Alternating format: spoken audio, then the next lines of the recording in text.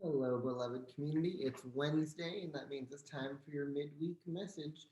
As you may or may not know, this month, the month of April, our theme as our permaculture year emerges, our theme for the month is produce no waste. And over the course of this month so far, we've been talking about this idea about remembering that indeed in nature and in the nature of the universe, nothing is ever wasted. And that in one lens, we can take that idea, nothing is ever wasted, and look at our lives and remember that everything has value. All of the twists and turns in our life story, all of the ups and downs, the difficult and wonderful things that we've moved through, all of them have value. All of them add to the who that we are constantly becoming. And, Reverend Tamara reminded us last week, on the very literal level, that our concept of waste, believing in waste, thinking that we can just throw things away or over there, so to speak, uh, has kind of gotten us into the mess that we are in. And the beauty of the intelligence of nature that surrounds us is that, as Reverend Tamara reminded us, our friends, the fungi and the worms, and all the little creepy crawly things that exist in the darkest parts of the soil and in the garbage are actually there creating new ways of breaking these things down and finding nutrients in our garbage, for example, right? And the thing that I really want us to contemplate this week is, where do we exist as individuals in relationship to this concept of waste in our lives? When you look back at your life, can you find the value in the journey? Can you find the value in the difficulty and the things that may not seem like they've served you, but maybe there is something potent there waiting to be discovered? And then also to look at your own life, the lifestyle in which you live. And, we often talk about the urgency of our environmental crisis as we are moving towards and seeking to bring about our vision of a world that works for everyone.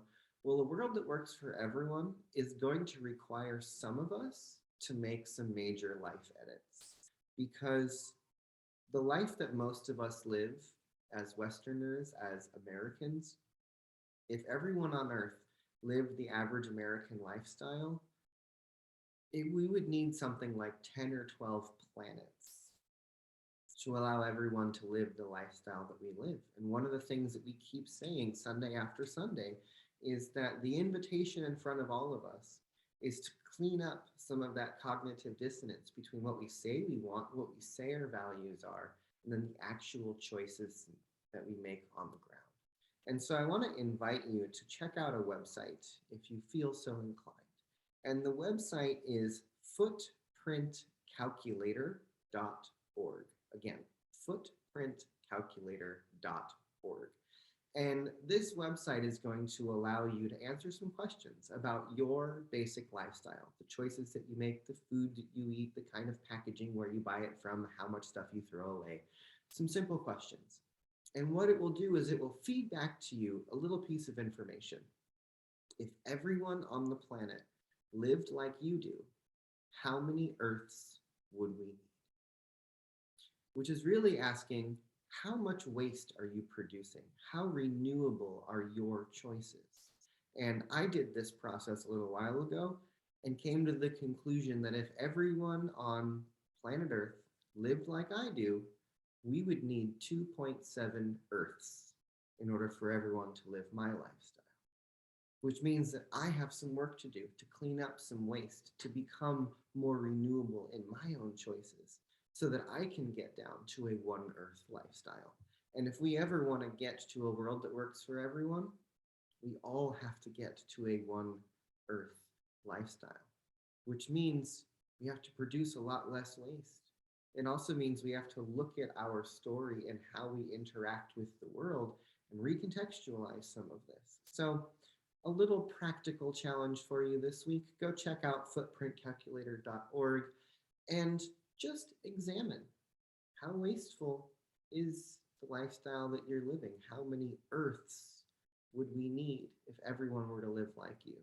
So, one thing to contemplate, and then maybe from there, see what action you can take to clean up that difference a little bit. And we're going to talk a whole lot more about this Sunday. This Sunday is also Easter, and we'll be diving into that metaphor a little bit as well.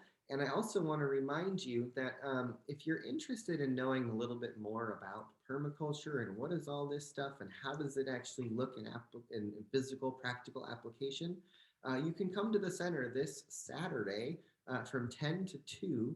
And there's a small group of us who are going to be building a mound in the back using some compost and some dead wood and building sort of layered pile structure that again replicates the what happens in nature. And it's an opportunity to just kind of get some dirt on your hands and interact with the soil and learn about how some of these processes look, these concepts we've been talking about, and see how they look in action. So maybe I'll see you this Saturday morning at 10 for our mound building workshop that our permaculture friends will be here working with us. And then we'll see you Sunday as we dive into this conversation a little bit more. Much love, my friends, and we will talk soon.